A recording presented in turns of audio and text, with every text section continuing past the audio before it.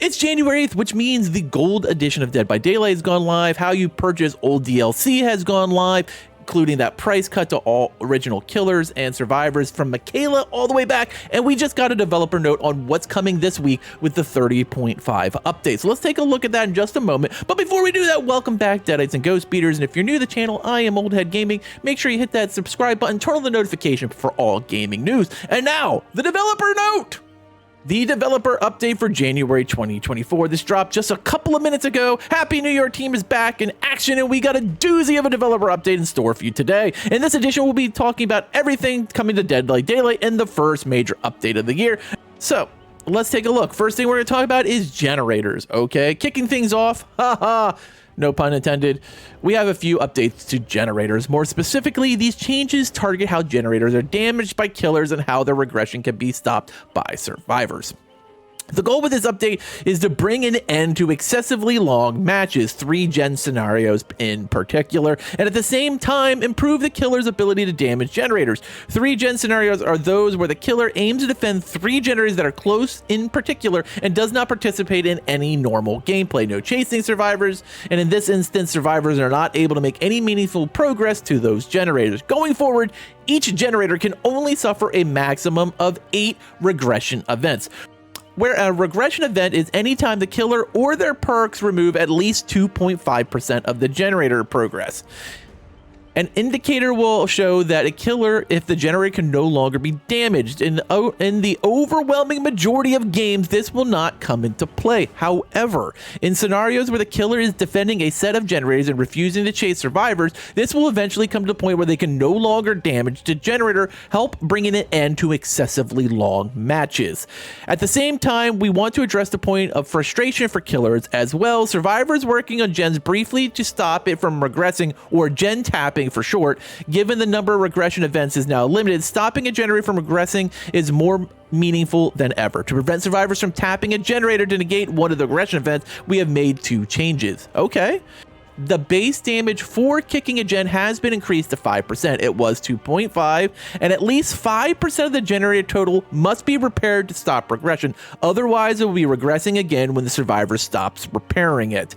This will ensure the killer always gets some value from a kick and encourage survivors to think twice before attempting to stop regression. So let's break this all down. A generator now can only be regressed 8 times, and that doesn't matter if it's via kicking or a perk like Eruption or Pain Res or, fill in the blank. So this is a really interesting change. It's supposed to stop 3 gens, but it also eliminated gen tapping, so we can't just swing by, stop the gen from regressing, and then go unhook. We're going to actually have to do 5% on the survivor side to make sure that it stops regressing. So you now have to really consider, am I going to spend 5% fixing that generator and let someone maybe go to a next hook state, or just actually go ahead and save the person and keep letting the regression occur? This is an interesting change. I am excited to see how this all plays out on the PTB. Be advised, the FOV may cause visual issues. Okay, so here's the FOV settings. Is Shadowborn permanently locked into one of your perk slots? Well, that's about to change. Interesting. Due to the new first-person field of view slider. Starting with this update, killers in first person will be able to adjust their FOV to something that's a more comfortable with range of 87 degrees, the current default, to 103 degrees, the current maximum of Shadowborn. So Shadowborn is just basically moot at this point. Perks which alter your FOV, Shadowborn and Monitor and Abuse will need to be adjusted. Obviously, we'll cover exactly how those perks are going to change later in this post. Okay, because I was like, if you're able to just do Shadowborn without needing Shadowborn, what's the fucking point? Bear in mind, this option only applies to person of field of view that will therefore affect no survivors. Since survivors play the game from third-person perspective, a wider FOV was already available to them. Initially, this feature will become accessible through the beta tab in-game. All right, interesting. Sadako, the Onryo. A few months ago, we released a major update to her. Though some of the players were pleased with the changes, many longtime Onryo mains felt her gameplay had changed too much from the killer they once loved. In this update, we want to revisit Sadako once more to figure out which way is better, the old or the new. Condemned. In the last update, Condemned would spread to all survivors who were not holding a tape whenever Sadako projected to a TV. This allowed her to spread the curse more often, but many felt that this favored teleporting as soon as possible rather than strategically during a chase. I agree with that. Like, I hated the way that Condemned was being spread. We have a few changes in mind to restore the gameplay while keeping Condemned more prominent. All right, I'm all ears. When the Onryo teleports, survivors within 16 meters of a powered TV will receive a stack of Condemned. All right, teleport cooldown has been removed, allowing her to teleport. Ooh, so now it's not like locked as her power. When a survivor is hooked, their current Condemned progress becomes locked in, preventing it from being removed. Interesting. This will make it very risky for survivors to ignore Sadako's curse. Survivors will want to shut off a TV that's nearby and deposit their tapes before it's too late. Speaking of tapes, cursed tapes, we have also reviewed the way cursed tapes work to bring back some of the fondly remembered behavior. Cursed tapes no longer protect survivors from gaining Condemned. Cursed tapes are no longer destroyed or inflict Condemned when a survivor is hit, and cursed tapes can now only be deposited in a further TV from where they were picked up. This will once again force survivors to spend some time crossing the map in order to delay the curse. So they're basically eliminating Sadako's cooldown on her teleport, but basically making tapes back the way they used to be. Demanifested. The previous update made it so the Onryo could start a chase while demanifested. This has side effects of making it very obvious when she demanifested in the middle of chase, allowing survivors to anticipate and play around it. The Onryo can now chase survivors while demanifested. Additionally, many pointed out that one of the Onryo's changed add-ons, Raiko's Watch, was very fun to use. Rather than add the effect back into the add-on, we instead incorporated it back into her base kit to make the add-on feel less essential. The duration of visibility while demanifested has been increased to 1.2 seconds. It originally was 1. While these changes in mind, we've reviewed a handful of the Onryo's add-ons, which either no longer have purpose or promoted strong disliked gameplay. Hillbilly Rework 2.0. Uh-oh, watch out survivors. It looks like something unwrapped a brand new chainsaw, and it's the Hillbilly's turn for an update. Last time, they kind of changed overheat so bad that Billy almost became unplayable. At least for me, I wasn't good enough thereafter. The controversial overheat mechanic is no more. Yes, let's go! Overdrive is the new talk of the town. As the Hillbilly uses his chainsaw, he will generally heat just like before. When the heat meter is full, not only will he continue being able to use it, but his chainsaw will kick back into overdrive, gaining the following effects for the next 20 seconds. Chainsaw charge speed is increased by 5%. His chainsaw sprint movement speed increases to 13 meters per second, and chainsaw sprint cooldowns are reduced by 10%. The short version, heat is good now! Mwah, chef's kiss. Cleaning up. At the same time, we made general improvements to the Hillbilly's kit and smoothed out some of the rougher edges. The base chainsaw sprint movement speed has been increased by 10%, reduced the size of chainsaw's collision detection to make chainsaw sprints more maneuverable in maps with highly dense tiles, and camera sensitivity is no longer correctly tied to the controller sensitivity settings when using a mouse and keyboard. Chainsaw's controls are now equally to 100% sensitivity as before. So they're basically just undoing all the fuck up they did to Billy. Last but not least, we have done a pass on Hillbilly's add-ons with these changes in mind. So keep an eye on the patch notes when the PTB goes live for more details. All right, Blight's add-ons. I swear to God, I've said forever, every time Blight was supposed to be hit, it just went to poor Piggly. Blight's add-ons. Next up, we have changed in store for a handful of Blight's add-ons, Blighted Rat and Blighted Crow. These add-ons are fairly strong and making for a more difficult to get out of the way and rush in time. We have reduced the rush speed of these add-ons to 2% and 3% respectively from 4 and 6. Adrenaline Vial. If they don't hit ring, I'm going to be astonished. The add-on has a lot going on, making it a jack of all trades.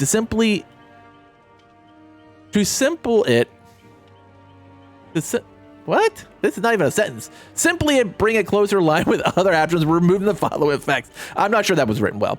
No longer decreases time to recharge a rush token by 1 second. No longer increases rush speed by 10%. And the add-on now does the following. Increase maximum rush tokens by 2, increase maximum rush to an angle by 20 degrees, and decrease rush turn by 55%.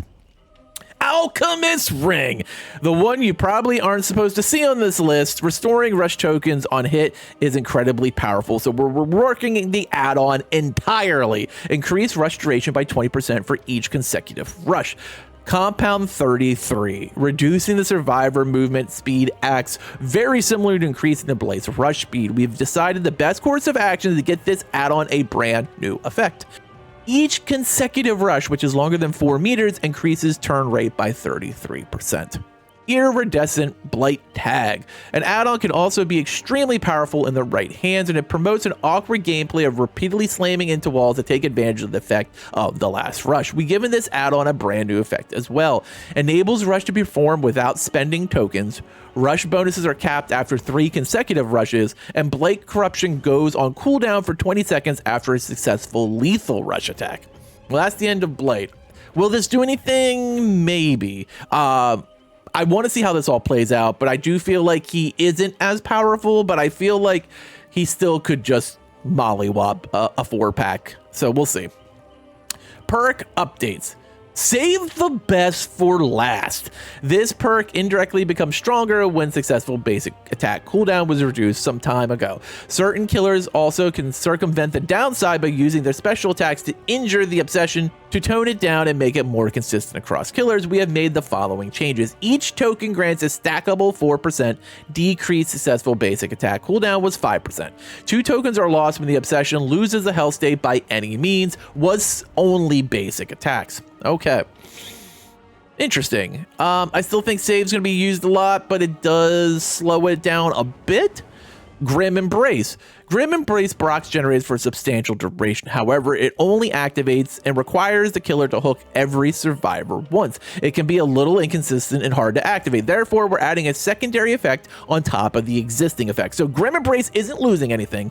The first time a survivor is hooked, all generators block for 8, 10, and 12 seconds once the killer moves at least 16 meters from the hook. So you're gonna get some use out of Grim Embrace regardless now. This will ensure the killer is always able to get some value out of the perk if that last elusive survivor manages to evade them and reward killers who switch targets. So you still will get that block if he hooks all 4 or she hooks all 4. But now the first time you get a hook with Grim Embrace, as long as you move 16 meters away, it will activate for the 8, 10, or 12 seconds. I kind of like this change to Grim Embrace. I feel like this is a fair give and take that some of the stuff we're seeing with the nerfing killers or buffing killers. I kind of like this. Quick Gambit. Let's see what they're doing to Gambit. This perk grants other survivors a repair speed boost when you are being chased nearby. However, its range is fairly low. It was terrible, making it difficult to get close enough for survivors to benefit with also putting them in danger. Yeah, like you would try to get near a person with Quick Gambit on, and then the killer would just hear the gen and just leave you. We have now increased the range from 24 meters originally to 36. So 12 additional meters does make this maybe usable. I do like this for survivors who like to loop killers close enough to gens, and we have reduced so here's the give and take. We have reduced the speed bonus from to 3, 4, and 5 was, oh my gosh, they have really gutted this. Almost a 50% neuter. Like, why buff the perk then? We have reduced the repair speed bonus to 3, 4, and 5% was 6, 7, 8. Like, this is stupid. Like, why buff a perk and then nerf the perk at the same time? I don't like this at all. Hex Ruin. Ruin hasn't been usable since they nerfed it last time. We toned down this perk in a previous update. In retrospect, since the perk could already be disabled by cleansing, in addition to activation condition did not feel necessary. Hex Ruin will no longer disable once the seller... Ruin's back, baby! It no longer disabled once the survivor is killed or sacrificed. You now have to go back to cleansing ruin because it's not turning off. I really like this. I was a big hex ruin runner as a killer, and I felt like I was sad that ruin got thrown in the shitter, and now ruin's back, baby. Shadowborn. Well, now Shadowborn's absolutely useless. So what did they do with it? When a new FOV slider was introduced, Shadowborn became useless. It did. Now, what does it do? When blinded by any means, gain 6, 8, and 10% haste effect for 10 seconds. No one's using that. Monitor abuse. Likewise, the FOV altering effects of monitor abuse are now unnecessary considering that they added the slider. Monitor and abuse allows for some interesting niche play style ads, so have we removed the FOV adjustment and left the terror radius effects unchanged. So now you just get the terror radius effects, but there's no FOV slide. I mean, whatever. Ormond. The newly renovated Mount Ormond Resort is open for season, and this update consists of layout changes to the front and back of the lodge, as well as miscellaneous loop adjustments. The front of the lodge currently has a long row of rocks stacked across it. This can get in the way and make it difficult to traverse the map. Additionally, there is no room for this portion of the map for any windows, pallets, essentially making it a big dead zone. It always has been. We've given this portion of the map a creative overhaul to make more interesting gameplay.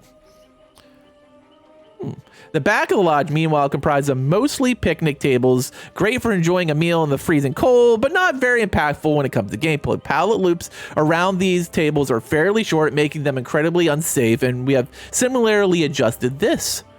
All right, game modifiers. Well, these will not be available in the upcoming PTB. Our first time modifier Dead by Daylight Lights Out will be available in gameplay in the coming months. Stay tuned for more information. What is that? Congratulations, you've reached the end, and we will be doing more tomorrow when the test build goes live. So apparently at January 9th, we're going to have a PTB, and it will go live probably at 11 a.m. Notes will drop at 9:30. And there you have it. Another giant look into what's coming for 30.5. The only thing they didn't talk about is the Survivor. Is it a licensed Survivor? Are they keeping it under wraps? Will we get a trailer for that Survivor today? Is it an original trailer? Like, even DBD leaks is still like, well, I don't know. But we're going to see the Mount Ormond changes. We'll probably see a lot of people picking Ormond, and, you know, it's not real hard to get there. Billy, I love everything they're doing with Billy. I actually kind of like what they're doing with Blight. Is it enough? I don't know.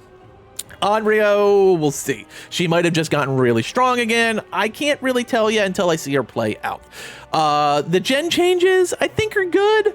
I can't really say either way. I like the fact that you have only 8 amount of regression movements now, but like tapping gens is gone, so we'll see how this plays out. Let me know, what do you think about these upcoming changes for 30.5 and game modifiers? What is that all about? Is there new stuff coming to Dead by Daylight? Could this be a big change for stuff in 2024? Next time on Dragon Ball Z. No, I'm just kidding. Tell me what you think in the comments below. As always, thanks for watching, and later, mates.